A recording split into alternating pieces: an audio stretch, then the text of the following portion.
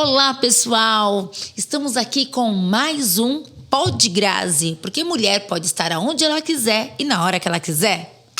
E hoje eu tenho uma convidada muito especial, que nós vamos falar sobre a educação, a importância que tem a educação na vida das crianças, dos jovens e principalmente, na construção e fortalecimento de uma sociedade. E eu trago para vocês uma pessoa que eu admiro muito. Eu falei que o Pod da Grazi seria um programa de verdades, um programa humanizado e que a gente está aqui para aproximar a sociedade das pessoas que fazem a diferença. E a Cleo, que é a minha convidada de hoje, é uma dessas pessoas. A Cleo esteve na direção de um colégio, o SEMOS, que é um colégio municipal para crianças, no bairro Icaraí, que foi lá que eu a conheci, quando eu ainda era conselheira tutelar. Mas antes disso, a Cleo, ela vai contar para nós hoje um pouco da sua história, o que fez a Cleo se interessar pela educação e por que a Cleo fez um trabalho tão diferente, assim, um trabalho de paixão, que ela se envolveu e realmente se dedicou por tantos anos a cuidar e a servir a sociedade através do ensino. Cleo, minha amiga, muito obrigada por estar aqui, tá? A você que está assistindo esse programa, você ainda não compartilhou, compartilhe, porque tem novidade, tem muita coisa interessante. E eu falo, a cada programa a gente se emociona mais com essas mulheres que fazem tanto por Salto, tanto pelo Brasil e que poucas pessoas conhecem e reconhecem. E reconhecimento tem que vir em vida. Eu falo isso, né, Cléo? Depois que foi, já era. Com certeza. É aqui e agora. Com certeza. Tá? Então, compartilhe o vídeo para que mais pessoas assistam. Entre lá no nosso podcast e venha nos seguir. Cléo, minha querida, ótimo estar com você. Fique à vontade e se apresente aqui para os meus espectadores. Eu que agradeço, Grazi. É de coração mesmo que eu estou aqui. Muito grata pelo convite, né? Você sempre esteve por perto, mesmo quando eu estava já na direção. Você já sempre estava cuidando lá, me ajudando a cuidar dessas crianças. Eu sou a Cleo, fui diretora de Salto da escola SEMOS 6, da rede municipal, e hoje eu sou uma aposentada. Graças a Deus. Né? Um pouquinho triste por ter que deixar a profissão, mas eu deixo assim, que os outros jovens venham e ocupem o lugar, porque a gente sabe o momento que a gente tem que parar para dar lugar a outros. Muito bem. Cleo, você tem uma representatividade muito forte para nós mulheres, porque as mulheres... Obrigada. É difícil ter uma mulher na direção. Aí você fala assim, mas direção de escola? Direção de escola. Que função importante. E ainda mais sendo uma mulher negra. E o que te levou, Cleo, a entrar para a educação? Por que você escolheu ser educadora? Esse sonho nasceu de criança. Era uma criança, né? Porque eu tinha apenas 12, 13 anos de idade, quando o meu pai faleceu. E o meu pai faleceu de um acidente. E eu vi o meu pai indo embora. Então, é traumatizante, né? Eu tinha irmãos menores e a minha mãe era analfabeta. Ela não sabia ler de jeito nenhum, nada, nem o nome dela. E nós fomos roubados pelo sócio do meu pai. Meu pai era sócio de uma máquina de arroz e a minha mãe, não sabendo ler nem escrever, ela colocou o dedo lá nos documentos, que ele disse que se tratava de documentos para regularizar algumas coisas lá, que a gente não entende. E eu acho assim que eu nasci já assim uma mulher forte, diferente. Sou a mais velha da família de 5 irmãos, né?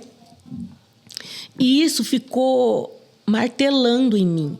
Então a minha mãe pegava livros e ela contava a história pra gente da imaginação dela. Então eu achava que a minha mãe sabia ler antes, pelas histórias que ela contava. Só quando eu estava nessa idade que eu vi que que minha mãe foi roubada, que eu fui passando a entender as coisas. E ela me emancipou para que eu pudesse estudar à noite. Porque queria estudar. E eu fui estudar. eu ensinei minha mãe a ler, ensinei a minha mãe a assinar o seu nome. E as histórias que a minha mãe contava da imaginação dela, eu comecei a buscar livros na biblioteca da minha escola. E na minha cidade, como é uma cidade muito pequena, a biblioteca era num clube. E eu ia lá pegar os livros. E vocês precisavam de ver a cara da minha mãe quando eu lia para ela as histórias da Branca de Neve, Cinderela. E ela via as imagens e ela entendia que aquelas imagens eram histórias que ela contava para a gente de cabeça, o que ela tinha ouvido falar.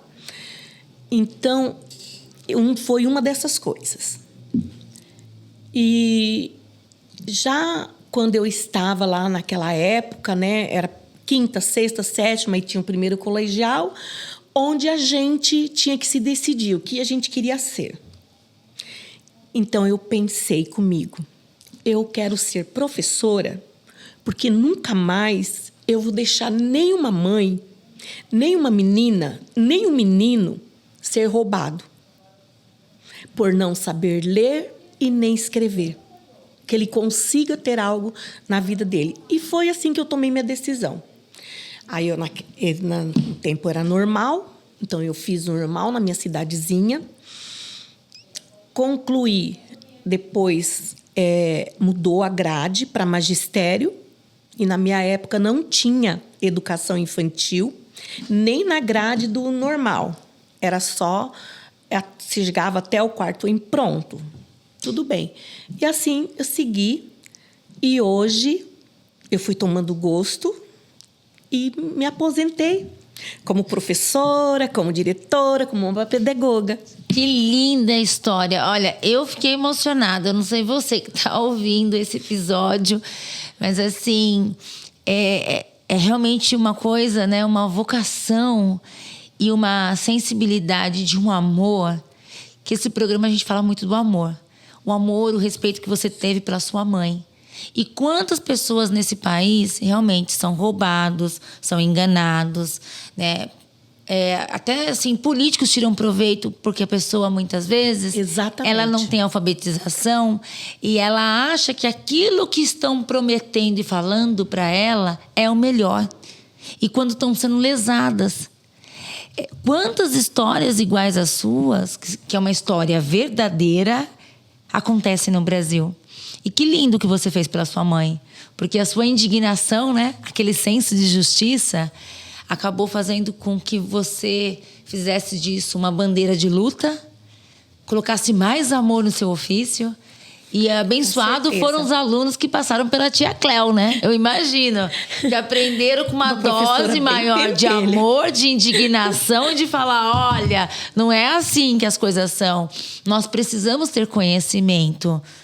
Ai, Cléo, muito linda a sua história. Eu não conhecia essa história da Cléo. Fico muito feliz por ter essa oportunidade de conhecer e porque eles também estão tendo a oportunidade de conhecer. E eu queria te perguntar uma coisa, Cléo. Falando agora da direção de uma escola. Você foi diretora de uma escola municipal. Passou por muitas gestões. Nossa, eu imagino ser diretora de uma escola do município. Não deve ser fácil, porque entra funcionários, sai funcionários, né? Hoje são poucos profissionais que querem seguir carreira, uma carreira pública. Em Salto não tem plano de carreira, então não tem a motivação para que os funcionários talvez continuem ali e se dedicando, né? Não tem, pelo menos não tinha, né? Então, como que foi esse desafio na sua vida? Quando chegaram para você e falaram, Cléo, agora você vai sair da sala de aula para se tornar diretora. Foi assim ou foi de outra forma? Não, foi totalmente assim, foi de uma outra forma.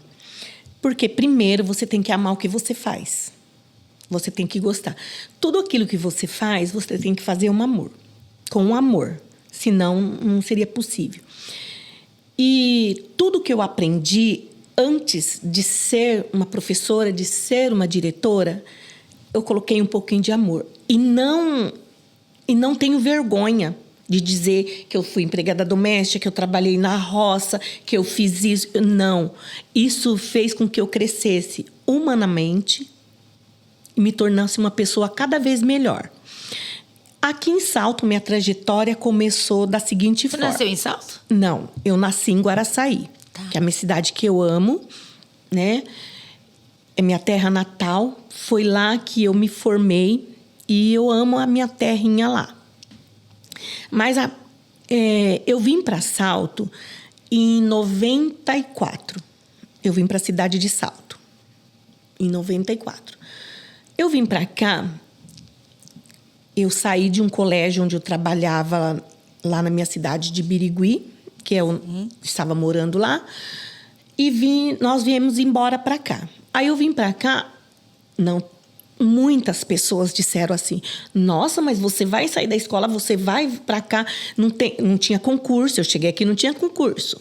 Então eu esparramei uns currículos de professor por aí e fui trabalhar na Taasa. Costurar. Eu fui costurar calça jeans. Trabalhando na Taasa, eu fiquei só um ano, eu já comecei a trabalhar no Sindicato dos Metalúrgicos à noite. Eu trabalhei aqui em Salto Na alfabetização de adultos, que as empresas estavam exigindo que os funcionários... Não, na verdade, era um plano governamental, né, que os funcionários soubessem a ler e a escrever todos... Para reduzir a taxa de analfabetismo. Exatamente. Então, eu fui trabalhar, fui indicada por uma amiga, né? Aí lá eu me deparei com pessoas maravilhosas. Uma delas, o seu Wilson Roberto Quevezen, o Teteia, que na época era jovenzinho, tinha muitas pessoas bacanas lá. O Vlad, que era o diretor na época, e eu comecei a trabalhar lá. Aí depois eu fui para a Lua Crescente. Na Lua Crescente, na educação infantil, ali na Pio 12. Eu trabalhei lá por quase 10 anos, com a Mércia, com a Juliana Sala e com a Mércia Falsini. Foi uma escola, uma faculdade para mim, porque elas também são mulheres que eu admiro, são muito inteligentes, a Mércia também foi muito bacana, tal. Saindo de lá, eu fui para a prefeitura. Em 2000, eu fui trabalhar de contrato. Naquela época. Aí eu passei pela educação infantil lá na creche, na prefeitura. Aí saiu o concurso, eu prestei o concurso, passei nos concursos, em todos os segmentos eu passei na educação infantil, educação fundamental, e tudo, e fui trabalhar. Escolhi lá o SEMO 6. Saí da creche do Vila Norma, onde eu estava trabalhando de recreacionista. Nossa. E fui pro... Foi lecionar. Fui lecionar lá.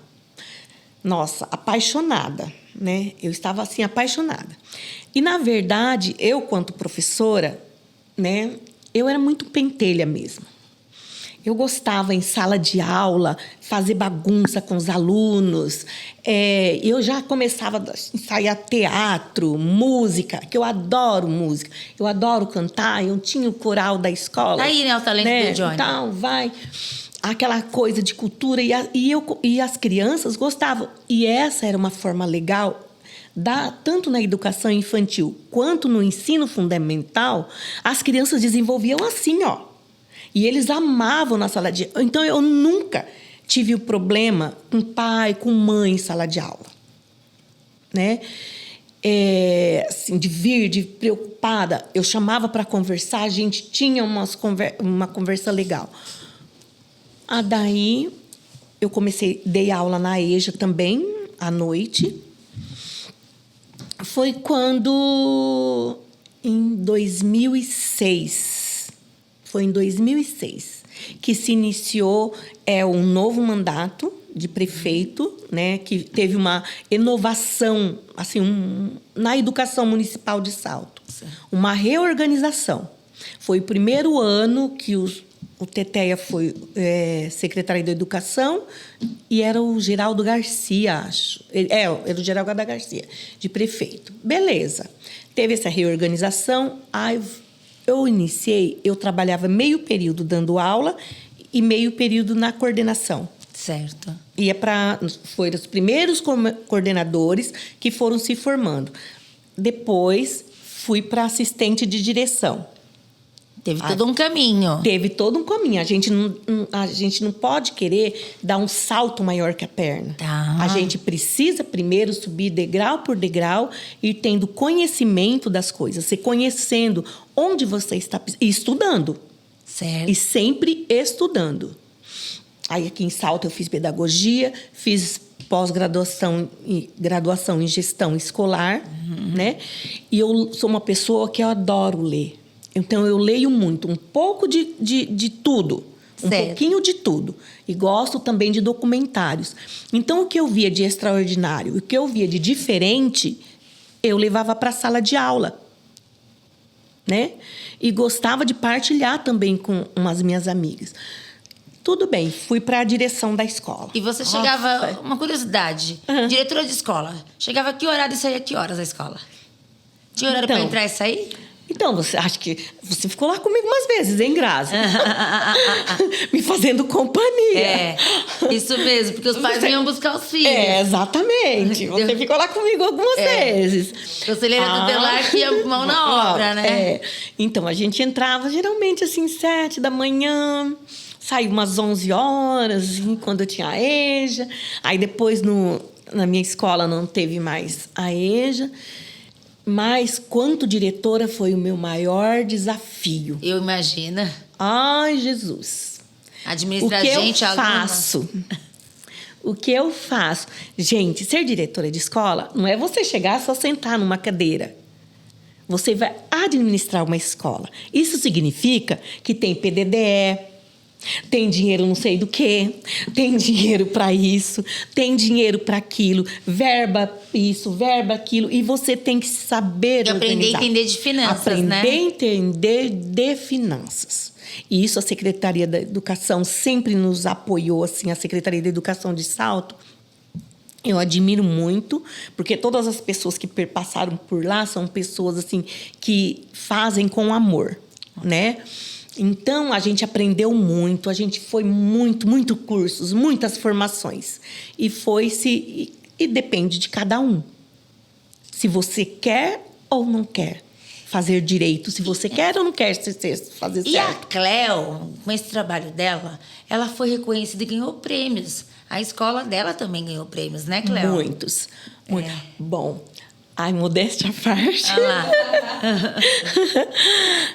Todos os projetos que tinha, sim, mesmo fora, eu pesquisava lá, com as meninas tal, nós vamos participar. E o engraçado, Grazi, que você não sabe, eu inventava as minhas loucuras e as professoras e funcionários vinham todos atrás. Ai, que bom, abraçavam, né? E você é uma pessoa do bem, então você agregava pessoas. Vamos, Cleo, vamos fazer isso, vamos. Então, nós ganhamos vários. De amostra estudantil de teatro, nem se fala. Olha lá. Ganhávamos todas, praticamente. Né? Então, eu fui a primeira escola a começar a participar da mostra estudantil de teatro, ainda quando era lá no GAO, no teatro pequenininho, lá, bonitinho. Conquistamos o prêmio Construindo a Nação. Eu não acreditei que era um prêmio do meio ambiente. Nós trabalhamos com horta, com biodigestor, dentro da escola. Foi maravilhoso e não foi uma coisa pequena. Então, nós ganhamos a nível Brasil. Nós ficamos em segundo lugar. E é uma escola da periferia. Então, exatamente. E como eu fiz para trazer esses jovens da periferia comigo? No início, principalmente, trazer os pais para que trabalhassem comigo. As pessoas precisam ser ouvidas. Ouçam a dor delas. Ouçam as problemáticas delas um pouquinho. Então, era isso que eu acho que eu consegui ter esse diferencial como diretora. Uma escola da comunidade. É uma escola da comunidade. Conheça a sua comunidade escolar. Porque a educação vai além dos muros. Não adianta ser só ali dentro da escola. Esse é o objetivo da educação. Sim. Se você ensina só ali e não leva além dos muros, Faz com que a criança se sinta contagiada e saia para fora. E o pertencimento, né, Cléo, dela? A família pertencia àquele núcleo escolar. Sim, exatamente. Então, olha, a escola nunca foi roubada, a escola nunca foi pichada, a escola era muito bem cuidada. A comunidade cuida daquilo que ele sente pertencente a ele. Exatamente. Isso é importantíssimo. É uma das coisas mais importantes que eu acho. E os desafios enfrentados quando você vê o mundo tecnológico hoje? Toda uma sociedade que o celular está indo para dentro das salas de aula, né? O tablet se faz, talvez... Eu acredito até que o tablet é uma necessidade hoje. A tecnologia não tem como mais a gente se distanciar dela. Tem que ter limites. E a questão da idade com conteúdo. Você que é vó hoje, né? Sabe, eu como mãe, tenho uma filha de 7, a Zipra, minha fofa lá, tá em casa nesse momento assistindo o vídeo ainda, mamãe. Tem que curtir. E o Cassiano, que é um adolescente de 12 anos, eu me coloco como... O que fazer? Porque a educação na minha época era muito diferente. Eu também estudei numa escola periférica, pública, de bairro. E o professor, ele chegava em sala de aula com muito entusiasmo, com muita dedicação, com muita vontade. Era cursos que os professores faziam, desde o normal, que era o magistério, né? Tinha o magistério no técnico. Sim. Depois se fazia faculdade. Eles escolhiam a área de especialização e queriam prestar concursos. A profissão de professor era uma coisa que eles tinham que estudar muito, porque eles sabiam da dificuldade para ser inserido nas escolas que eles queriam escolher, que eram escolas, né, que tinham pontuação melhores. Eu lembro disso. E eu estava na escola da periferia, mas ali a gente tinha a questão dos cuidados com os equipamentos escolares. E eu fui pegando a transição, porque até então não tinha a reprovação continuada. Não. A aprovação continuada, na verdade, né? Que acabou com o ensino. Do meu ponto de vista, tá? Me desculpe aos educadores. O ensino continuado, exatamente. Que seria a reprovação. Sim. Na minha época, eu tinha que estudar muito para poder tirar uma boa média, para poder passar. Tá? É uma situação... É algo que eu acho que o Estado talvez tenha falhado. Eu digo o Estado de São Paulo. Eu acho que essa questão... não sabiam fazer uma seleção dos alunos, que não precisava ser feita, na verdade. E aí, assim, passa todo mundo. E não é isso. A inclusão é a gente dar educação diferenciada para aqueles que precisam. Do ensino diferenciado, de recursos. Mas não é você aprovando todos os alunos e tirando o desafio que nós vamos fazer com que a criança... Pelo menos é o meu ponto de vista. Pode ser que eu esteja errada, que você que é educadora, tá? De fora. Que você vai estimular o aluno a se dedicar e querer estudar. Eu fico com essa dúvida. Você acha que aprovando... Agora, né, fazendo uma pergunta já da minha curiosidade, do meu ponto de vista, que talvez eu esteja realmente muito enganada, mas é aprovando todo mundo que a gente consegue sanar o problema da deficiência na educação? Não. Eu não acho só que você está... Essas falas, a sua fala, é a fala de muitas mães que vinham até a gente. Mas o que acontece? A gente não pode... Claro, a tecnologia está aí. Tudo inovou, é tudo muito novo, né? Só que nós não podemos deixar de lado o que foi. Pode-se sim. Uma vez eu estava numa palestra de Madalena Freire e ela disse: o velho não pode ser descartado. O velho ele tem que se agregar ao novo. Eu aprendi com a cartilha Caminho Suave. Sim, eu mas também. Você disse para mim, hoje em dia, qual é a criança que você vai dizer para ele que o cachorro bebe água na cuia? Você acredita que eu comprei a cartilha Caminho Suave para todos os meus filhos? Aí fiz em casa. Você fala, aí não é a realidade da nossa criança de hoje. Que você vai ensinar e fazer o B da barriga. Não é, porque tem outro... Eles Exato. ampliam um novo horizonte. E a questão da reprovação é o seguinte. Não deveria ser... Eu não concordo e, ao mesmo tempo, com uma parte. E, ao mesmo tempo, eu concordo com uma outra parte. Tá. Eu não concordo com a parte que a criança... como era na minha época, eu não sei na sua, que a gente praticamente levava puxão de orelhas do professor, levava cascudo do professor, porque você tinha que saber... Já usei até o chapéu de burro atrás da porta. Isso, que você tinha que decorar a tabuada, que você tinha que ficar de castigo, que você tinha que decorar, você tinha que estudar geografia, aquelas coisas que não faziam parte da sua realidade. Tinha um professor de história aqui que jogava pagador no aluno. Exatamente. Então, tudo isso. Beleza. Não é assim, não aprende. Sim, também acho. Que hoje a criança tem... Lá que inicia, desde a creche, com a educação infantil, e vai com a educação infantil, ela vai indo... Eu me realizava.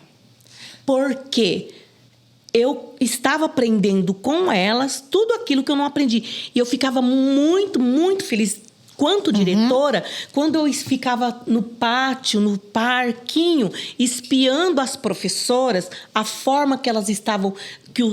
Muitas pessoas acham que é somente o brincar, que você está brincando, não está fazendo nada. Você precisava de ver o que saía da boquinha daquelas crianças. Sim. Na brincadeira do faz de conta. Não, eu sou super... A cada movimento, a cada cor citada, a cada brincadeirinha... Lúdico, né? Lúdico, aquela coisa maravilhosa que a criança tem. E detalhe, ela leva aquilo que ela aprendeu ali brincando para a sala de aula. Sim. Aí a professora faz o registro. Então, aí ele já começa a criar todo o vocabulário dele, exclusivo dele, e num coletivo. Fundamental. As crianças vivem e aprendem tudo aquilo que é necessário para que elas possam crescer e ter autonomia como cidadãos. E dentro de uma realidade deles hoje, que não é lá longe. Claro, vieram os tablets, vieram o celular. A gente tinha, sim, às vezes um probleminha, um outro que a criança levava em sala de aula. Mas eu digo para você, se aproveitássemos a favor a tecnologia, o celular a favor, igual muitas professoras faziam isso. Sim. Elas trabalhavam, elas realizavam projetos para se trabalhar aquilo que não, o celular que o aluno trazia, trabalha com pesquisas para a realização das coisas. Vieram os tablets para a escola, facilitou muito a vida do professor. Então, você acha que precisa ter essa... medir, né? Precisa ser usado a tecnologia, mas o método tradicional também. Agora, minha pergunta. A escola privada, ela reprova o aluno se ele não conseguir a média. E a escola pública não reprova mais. O que nós estamos fazendo? Nós estamos desclassificando a capacidade de um aluno de escola pública e valorizando o aluno da escola privada? Ou será que, se houvesse a reprovação, nós teríamos um ensino público mais qualificado? Olha, eu tenho... Você pegou essa mudança, né? Eu peguei toda essa mudança. Só que, qual é a diferença de uma escola privada com uma escola pública? Você deu aula nas duas, né? Ao meu ver. A escola pública, ela visa realmente... Não que a escola privada não faça isso, tá? Sim. Mas a criança está lá... Você sabe que a maioria da periferia, né, já tem todas as dificuldades dela. Então, a escola pública, ela também faz a sua avaliação contínua. E ela valoriza a cada item que... Por exemplo, eu sou boa em cantar.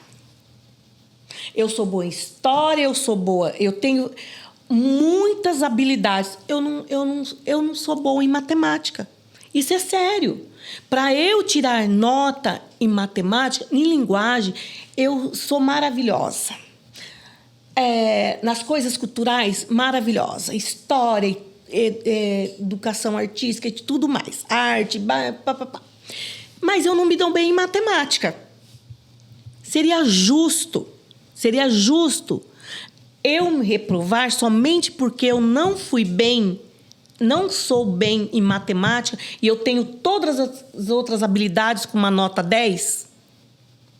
E só porque eu tenho uma média 5, 4 em matemática? Não seria... É isso que a escola pública faz. Aí, o que ela faz? Se a criança é toda avaliada, não é fácil assim, tudo bem, vai, passou. Não é assim que funciona. Sim. Tem toda uma avaliação, tem todo um conselho, tem todo um consenso dos pais. Se o pai insistir, não, eu quero, vem, aí a gente parte para a Secretaria da Educação, vai supervisores avaliar se realmente aquele aluno ele tem que ser reprovado. Se realmente ele vai... Não é simples, tão simples assim, quanto as pessoas que não têm esse conhecimento do que acontece dentro de uma escola, juntamente com a Secretaria da Educação. Isso perpassa muitos e muitos conselhos. Boa. Então, eu não tinha esse conhecimento mesmo. Exatamente, mas isso acontece, ocorre. E aí... Se os pais estão de acordo, se a Secretaria da Educação, juntamente as avaliadas com os professores, com a direção da escola, com a coordenação, ele tem capacidade. E de que forma nós vamos trabalhar com esse aluno o ano seguinte? Além daquele livro didático de sala de aula normal, a professora vai trabalhar com esse aluno que, no fundo, depois acaba até se estendendo para os demais. Ela vai trabalhar com aquele aluno as dificuldades dele. Ele vem para um reforço escolar. Ele vem em um outro período contrário para um reforço escolar. Bacana. E quanto a isso... E a gente precisa muito que os pais, sempre precisou, que os pais estivessem atentos e cientes disso e participassem. Entendessem que o filho dele precisa. Então, e o reforço escolar na rede pública. E qual que é a sua sugestão para a educação? Nós temos, então, esse gargalo da questão da tecnologia que precisa ser inserida nas escolas, mas nós não temos, talvez, o recurso suficiente ou o recurso que temos não está sendo bem distribuído para chegar a todos os alunos. Mas se você tivesse o poder, né, de fazer algo pela educação hoje no Brasil e pela sua vivência da escola privada, da escola pública, o que você faria? O que você acha que falta? Formação e valorização dos professores. Tá. A formação dos professores e a valorização e consciência dos nossos governantes, presidente, de que a educação é que salva. Sim. A educação é que leva o cidadão a se tornar realmente um cidadão. Sim. É o aprendizado, é o conhecimento. Então, hoje, hoje, não só como um todo, os professores são desvalorizados. Muito. Sempre foram. Muito desvalorizados. Sim. Então, e o professor não tem o E não é suficiente... só da questão do professor ser desvalorizado, só para complementar uma questão que eu vejo. Não é só questão salarial. Não. A desvalorização do profissional da educação, ela vem até mesmo da falta de uma assistência médica diferenciada. Eu sempre achei que o professor ele precisaria ter um suporte psicológico. Então, ele ter profissionais, clínicas conveniadas com o Estado, com o município, para poder atender os professores. Gente, Um tem convênio professor que dá decente, pelo menos. Então, uma parceria que fosse, já que não pode talvez um convênio, porque o convênio tem que licitar, mas eu acho que realmente todo servidor público tem que ter uma boa assistência de saúde, é o mínimo. Ele tem que ter, porque ele vai ficar doente. Quando ele ficar doente, quem vai assisti-lo para que ele esteja bem, para poder atender os munícipes, a comunidade? Então, é uma necessidade, né? Mas o professor tem que ter um atendimento psicológico, um atendimento terapêutico, porque o professor ele passa muitas horas na sala de aula. Tem professor que dá aula em 3 escolas. Agora que a escola é semi-integral, praticamente é integral. Então, ele entra 14 horas, sai às 21 horas. É uma vida dentro da unidade escolar. Porque ele não e com 40 alunos? Porque ele não ganha o suficiente. Com 40 alunos, não é? Numa sala? Então, são 40 alunos numa sala de aula, em média. Exatamente. Um professor que trabalha 14, 15, 16, 17, 18, 19, 20, 21. Um professor que fica, em média, 8 horas dando aula. E muitas vezes ele precisa complementar porque ele ganha por hora e a carga horária para ter um salário razoável ao final do mês, para poder pagar combustível para se dirigir até a escola, porque o professor não escolhe muitas vezes onde quer dar aula. E geralmente ele é mandado distante da sua residência. É então, o que sobra pela pontuação. não é? Ó, deslocamento, vestimenta, professor. Não tem uniforme, gente. O professor todo dia tem que estar com uma roupa, tem que estar apresentável. Então, ó, vestimento, alimentação. Tudo bem que a escola às vezes tem refeição, mas a alimentação desse profissional, a saúde mental desse profissional. Então, se a gente for pensar em todo investimento que quem escolheu ser professor faz para poder exercer o exercício do educar, ele é muito alto. E aí, realmente, o salário no final do mês não paga nem as contas desse profissional. E o professor faz com amor.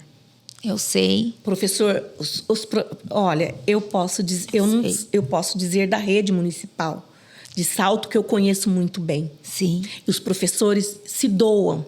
Não é pelo salário. Sim. Eles fazem por amor. Eu acredito. E eu tenho orgulho. Eu acredito ainda na educação. Quando eu vejo as minhas amigas professoras, as minhas amigas diretoras se doando, trabalhando, fazendo coisas... Porque aqui em Salto, na educação, a gente temos coisas lindas. Está 100%? Não está. Acho que em lugar nenhum. A gente não alcançou ainda a excelência, a eficácia de que precisa para uma educação. Mas não é porque a humanização que trabalha, o humano que está ali, não quer. Sim. É porque ele não tem condições, ele não tem investimento. Ele não tem investimento. Ele não tem condições. Eu sei. Para realizar e muito mais. Eu imagino. São essas situações que a gente precisa estar dialogando, e esses encontros como esse nosso de hoje, ele tem tanta potência. Por quê? A partir do momento que nós verbalizamos e chamamos a atenção de uma sociedade... Porque a família também, muitas vezes, leva o seu filho para uma escola e acha que ali é a salvação do filho. Exatamente. Olha, eu não consigo educar, eu tenho que trabalhar, eu tenho que fazer outras coisas, eu tenho que ganhar o mundo, eu tenho que me realizar, mas eu fiz um filho e está aqui. Escola, eduque, por favor. Aí a escola, além da educação formal, ela tem que dar educação moral. Não. A escola é para dar educação formal. Lógico, se trabalha o cidadão, se trabalha, né? Porque os professores... As regras. Essa regra, como a Cléo disse. Pelo menos, com licença, por favor, muito obrigado, isso. Não, às vezes chegava até a gente, mas ele não arruma cama, e nem em casa, ele não faz isso, não pega um copo, viu? Espere aí. Aí esses... A educação é dentro de casa, tem que trazer para cá. Exatamente. Para ele vir para ter o conhecimento, né? Conhecimento. A educação formal. O professor, ele não vai educar. E hoje, o que eu vejo muito, o que já a gente sofria um pouco, acho que tem muito, né? A criança, ela é reflexo do adulto. Ela é totalmente imitação do adulto. O que o adulto faz, a criança faz. Ela vai reproduzir. Se na casa ela tem um respeito pelo próximo, ela vê os pais, ela presencia isso, você respeitar o seu próximo, você ser educada com uma visita, você ser educada com alguém que bate no seu portão, sim, a criança vai seguir a mesma coisa. Agora, veja bem, se a professora dá uma tarefa para o filho, a professora manda um bilhete que o seu filho não se comportou na escola. Ou manda um bilhete para os pais que o seu filho precisa vir limpinho para a escola. Não importa a roupa, que tem uniforme. Não precisa ser... O uniforme tem que estar limpinho, que ele tem que vir, pelo menos, tomadinho um banho, cheirosinho. Aí a professora não vale nada. Os pais falam isso... na frente dos alunos, das crianças. Sim. Desvaloriza a próprio dentro. Ela não manda em você, o que ela está pensando? Ela não faz nada, acha que eu não faço nada, que eu tenho que trabalhar, E por aí vai. O professor precisa ser tratado com muito respeito. Exato. E eu vejo que hoje, com a inclusão... o professor vai ter um aluno autista na sala de aula. Mas esse professor, ele foi preparado para receber essa criança autista? ele precisa de um auxiliar de sala, porque como que ele vai dar atenção para aquela criança e ao mesmo tempo para os outros? Sim. Então, antes da gente criticar o trabalho de um professor, que eu falo sempre, eu não critico, jamais, eu tenho gratidão aos professores, porque o que eles fizeram na minha vida, me ensinando, tendo paciência, ainda mais eu que venho de uma família onde eu fui a primeira a concluir o ensino superior, onde eu tenho dislexia, eu imagino o quanto de trabalho que eu dei para meus professores, minhas professoras. Eu fui muito criativa, mas eu falava muito, era aluna Exatamente. do fundão e o professor ficava muito bravo. Então eu ficava de castigo, eu era muito prestativa, tinha festa na escola, lá estava eu, Cléo. Mas que eu irritava os professores. Gente, eu tive aula com a Luzia de história. Nossa, acho que a Luzia jogou os apagadores em mim várias vezes. Então, e hoje a educação, eu vejo que os pais, eles querem... não pode... Assim, o bullying tá aí, certo? Acho que o respeito entre todos, né? Dentro da escola. Sim. E o professor tem que estar atenado a isso. A questão do bullying, a questão das redes sociais... Mas o pai e a mãe têm que respeitar o professor. Tem que ter a gratidão por esses profissionais. Porque a criança passa mais tempo dentro da escola do que muitas vezes dentro do convívio, dentro de casa. Aí, se os pais não falam bem do professor, Isso. se o pai maltrata o professor, você vai esperar o quê? O aluno vai amar a escola? Ele vai gostar de estudar? Ele vai querer estudar? Ele vai se interessar por aprender? Ele não vai. Ele não vai. Não é? Você sabe que eu aprendi com uma pessoa que ela falou: a criança que te recebe bem na casa dela é porque naquela casa os pais falam bem de você. Exatamente. A criança que te recebe mal, você pode ter certeza que naquela casa eles falam mal de você. Então, que criança sincera, né? Sim. E criança não esconde os sentimentos. Não. Eles falam. Não. É isso mesmo. Cléo, a nossa entrevista acho que já está chegando ao fim. Os diretores estão ali. Mais uma vez, esse programa, esse projeto, ele está existindo graças a uma pessoa que também apareceu de repente na minha vida, duas, na verdade, e que acreditaram no meu potencial, que são mulheres, e que acreditaram que a Grazi poderia fazer um pouco mais e contribuir com a sociedade. Então, é a Daniela Martins, que é uma amiga, uma professora também, e que é uma mulher que trouxe aí para minha vida, eu falo, o sal é o que dá o sabor, né? Eu que adoro comida. Então, o sal da terra, eu tô tendo um sal a mais na minha vida. E sou muito grata. E a Leile Camargo, que veio para ser minha coach de voz, para me ensinar a falar, me posicionar com a minha voz. E que vem aí me levando para outros lugares que eu nunca imaginei. Então, esse podcast, o Pod Grazi, né? Ele tá acontecendo porque pessoas acreditaram em mim. E eu falo, a nossa vida, ela não pode ser limitada. Sempre dá tempo de sonhar. Não. Eu sei que agora você passa por alguns momentos, né? Questões de saúde, cuidando mais da sua saúde. Mas eu falo para você uma mensagem e deixo para as outras mulheres. Não parem de sonhar. Sabe? A gente não para. Não podem. Tenham objetivos, porque cada sonho Sim. nos faz ultrapassar mais limites. Eu sonhei em ser mãe, eu sonhei em casar. Eu falo que eu sou meia conservadora. Ai, tá? mas A eu juventude. também. Era o meu tá? ideal. Eu sonhava em casar assim. Ser Eu falava mãe, que eu queria ter eu queria ter um companheiro. Casar de véu e grinalda foi um fator. mas eu sonhava em ser mãe. Eu queria ter vários filhos. Deus me deu 2. Eu tive abortos aí, sofri 3 abortos espontâneos, infelizmente, né? Quase paz. Que são coisas que mulheres passam. Sim. Não priorizei minha profissão. A profissão foi uma coisa que foi acontecendo na minha vida. Eu fui me envolvendo com a vida das pessoas com muito respeito. Então, eu falo, a educação, a força de vontade, a coragem transformou minha vida. Então, esse programa, com a direção do Rodrigo, da Lili Camargo, ele surgiu com esse desejo da gente conseguir fazer com que mais mulheres, independente dos seus impedimentos, vocês consigam alcançar os lugares que sonham. Estarem na onde sonham. Porque quando a gente conquista um sonho, não é gostoso? Maravilhoso. Ai. E não desista. É bom demais, E né? não desistam nunca. Jamais. E- Eu que tenho agora um sonho, agora eu quero estar, eu quero estar onde é um lugar que foi feito para homens, eu quero estar na política também. Eu quero contribuir com isso. Isso mesmo. Porque E precisa de mulheres fortes, assim Porque como meu você. pai me ensinou que a política não era um espaço para mulheres. Meu pai me ensinou sim. isso, mas hoje ele Mas fica muito sim. orgulhoso da filha dele. A gente conversa. É sim. Mas Então. eu cresci ouvindo isso, que a política era um espaço para homens, né? E que as profissões para mulheres eram a gente servir, a gente ser cozinheira, a gente ser faxineira, a gente ser arrumadeira, a gente ser dona de casa, ser professora, né? Mas professora não universitária. Não é verdade? Sim. Era professora de educação infantil. É isso aí.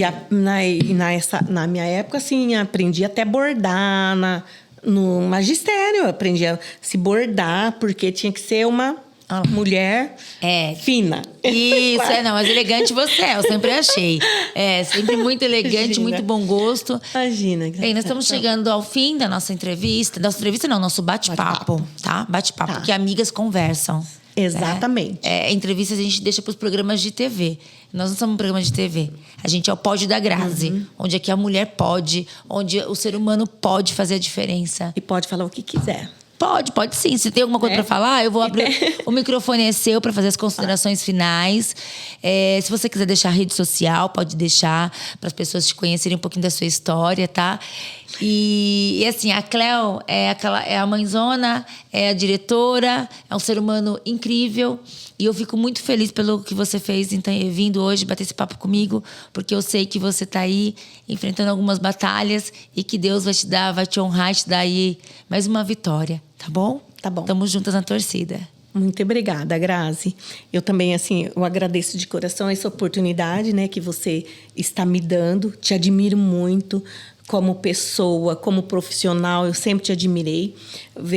Você esteve junto comigo, assim, nos meus piores momentos de início de carreira, né, quando eu não sabia muito o que fazer, principalmente com crianças, né, que a gente tinha que envolver o conselho tutelar, e você estava lá. E eu sou grata pela cidade de Salto. Conheço sua família também, algumas pessoas, membros da sua família. O seu pai já se envolveu em muitos projetos comigo também, na direção de escola. E eu sou grata à cidade de Salto, que me acolheu, né? Fui indicada várias vezes e tive muitas homenagens, reconhecida pelo meu trabalho, apesar de ser negra, como você disse, não é fácil, né, Grazi? A gente conquistar o nosso espaço quando se é uma mulher negra, e que a gente tem que lutar muito, muito, muito, tem que se proteger também, né? Se cuidar da nossa segurança também, com fortaleza. E eu agradeço muito de coração por estar aqui, por poder falar um pouquinho. Poderia falar mais alguma coisa. Me desculpem se ficou alguma coisa a desejar. Tá linda. Tá? O Gabriel vai ficar super orgulhoso. Né? Meu fofinho. Isso. Esse é o material que é para você ter mesmo, para você distribuir para sua família entender a sua história, sabe? Saber o quanto que você lutou, o quanto que você foi persistente, resistiu também, porque nós, mulheres negras, nós resistimos, sim. E a sua persistência, tá? Essa honra que Deus te deu, essa capacidade incrível de educar, é uma dádiva. Então, assim, muito obrigada, né? Com muita satisfação. E obrigada a você que está aí nos assistindo, que nos acompanhou até esse momento. Dá uma curtida, compartilhe para que mais pessoas possam seguir o Pod Grazi e para que possamos fazer com que essa corrente do bem se multiplique. E eu falo sempre, sabe, Cléo, que as pessoas precisam cuidar da sua saúde, mas também da saúde de quem você ama. Exatamente. E quando a gente fala em amor, é cuidar da nossa cidade também. É isso. Uma extensão da casa da gente, é a nossa cidade, né? É isso aí. Então, muito obrigada, minha Obrigada amiga. Obrigada essa super produção. E até o próximo Pod Grazi. Muito obrigada.